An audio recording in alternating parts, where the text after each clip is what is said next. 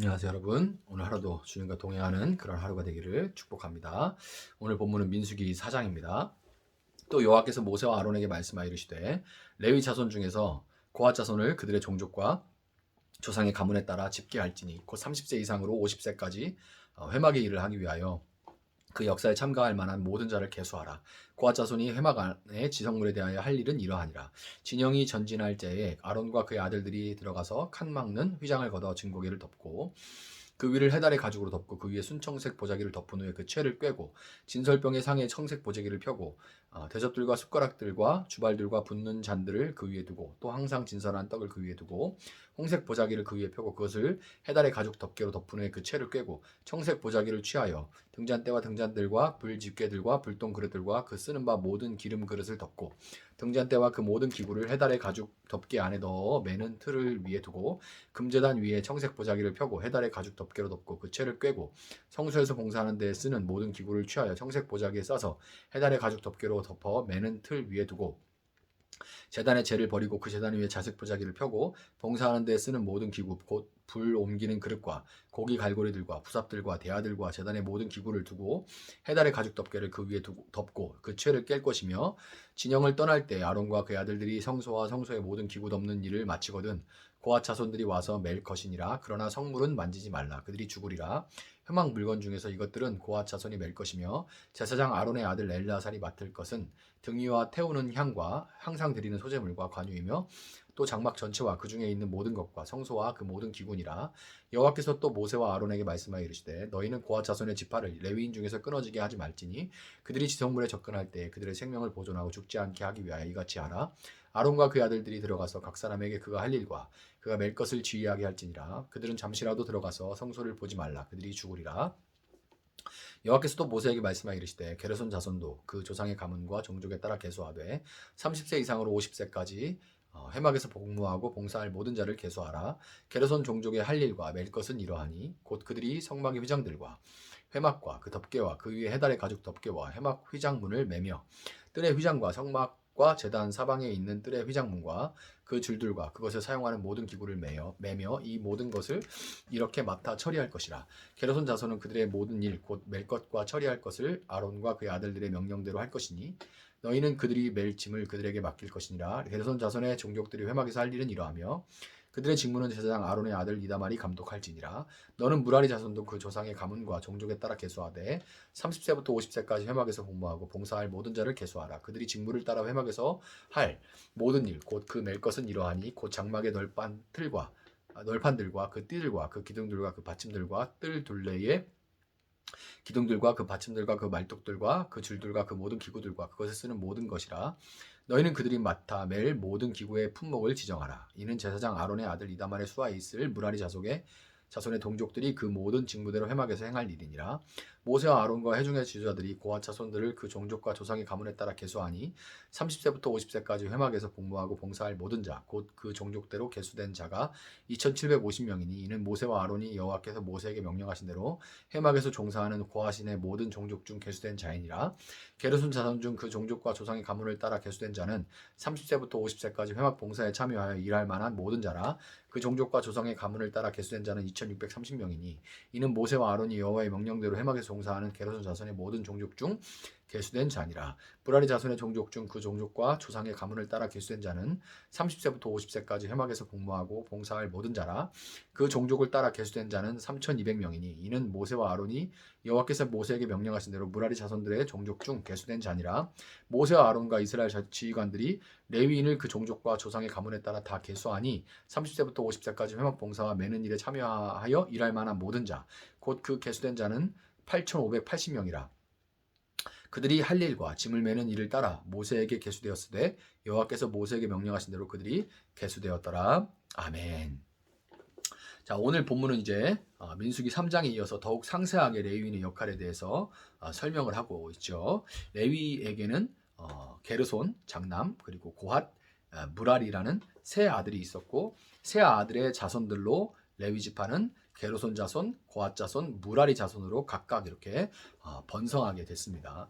게르손 자손은 성막과 장막, 천막을 얘기하는 거죠. 그리고 그 덮개 같은 천막 종류들을 관리하고 고핫 자손은 성소 안의 기물들, 뭐 등잔, 그리고 분향단, 그리고 뭐 떡상 이런 것들, 그리고 그 법궤 이런 것을 고핫 자손이 메고 날랐습니다. 그 기물들을 관리하고, 그리고 무라리 자손은 널반, 기둥, 그리고 그 받침, 그리고 고정하는 줄, 천막 치면 이제 줄 같은 거 픽 박아가지고 하죠. 그런 줄들을 이제 담당을 했습니다. 비록 그들의 사역은, 역할은 이렇게 달랐지만 그들은 한 아버지, 레위라는 한 아버지의 형제들로서 같은 지파에 속한 자들이었죠. 조선이라는 이 신분제 사회와 또 오랜 군사 정권을 거친 한국 교회에는 담임 목사와 부목사, 그리고 전도사, 제일 밑에는 여전도사, 뭐 이런 또 남녀 차이, 또 이런 어떤 로마 카톨릭의 사제 제도와 같은 독특한 현상이 생겼는데요. 이거는 성경적인 게 아니고 군사 정권 신분제 사회에서 나온 겁니다. 거기서 나온 거예요. 그 역할과 사역의 차이로 인한 구분은 자연스러운 거지만 담임 목사의 지위는 높은 데 비해서 부교육자의 지위는 낮다 하는 그런 인식은 고용주와 고용인의 갑을 관계로 형성된 이 세상적인 구조지, 역할은 다르지만 한 형제로 이루어진 교회의 구조가 되어서는 결코 안 돼요. 많은 교회들을 봤습니다. 담임 목사님은 목사님이고 부교육자, 부목사는 그냥 그런 많이 봤습니다. 그러면 안 돼요. 이런 의미에서 근래에 담임 목사라는 호칭 대신 목사와 대표 목사, 역할상 대표자는 있어야 되니까 대표 목사라는 호칭에서 많은 것들이 차이가 나니까 이제 담임, 이제 그런 것보다 대표 목사 이런 호칭을 사용하고, 그런 어떤 계급제적인 어떤 사제 제도 같은 그런 것들을 이제 좀 무너뜨려 보려는 그런 시도를 하는 교회들이 일부 있어요. 이런 시도들은 바람직하다고 할 수 있습니다. 자, 레위 지파의 진이 왜 이게 중요하냐면, 레위 지파의 진이 성막에 가장 가까운 곳에 위치해 있기 때문에 성막을 향해서 진을 치고 있는, 동서남북 진을 치고 있는 다른 지파의 본이 되고 그들의 하나님을 향한 태도에 영향을 미칠 수밖에 없기 때문에 그래요. 교역자 간의 우열과, 이게 거의 뭐 삼국지 저리 가라거든요. 큰 교회의 교역자 간의 그 우열 관계, 또 담임 목사님에게 이렇게 뭐 직장하고 똑같아요. 뭐 사장님하고 부장님하고 과장님한테 잘 보이려고 하는 그런, 그래서 서로 막 이렇게 그 암투들이 있잖아요. 이거 참 그렇습니다. 그 우열과 갑을 관계는 은연중에 이게 정말 안 되는 거예요. 왜냐하면 이게 은연중에 동일하게 한 분 하나님을 아버지로 모신 한 형제된 모든 성도들에게 영향을 미치게 됩니다. 이게 왜냐하면 그들이 레위인이기 때문에 그래요. 성막에 가까운 곳에 있기 때문에 사람들이 보고 있는 거죠.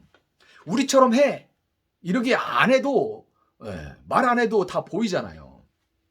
그리고 이게 그로 인해서 교회에서조차 세상의 높고 낮음으로 줄을 세우거나 속으로 기껏 한다고 하면은 막 학벌이나 재정적인 어떤 수준에 따라서 끼리끼리 모이는 그런 악한 문화가, 그래서 교회가 이제 굉장히 이제 가보면 막 경직된 그런 문화가 형성되는 빌미를, 우리 이런 교회를, 이런 경직된 교회를 만듭시다 해서 그런 게 아니라 교육자 간의 그런 모습들이, 레위인의 그런 모습이 본이 보여지는 거예요.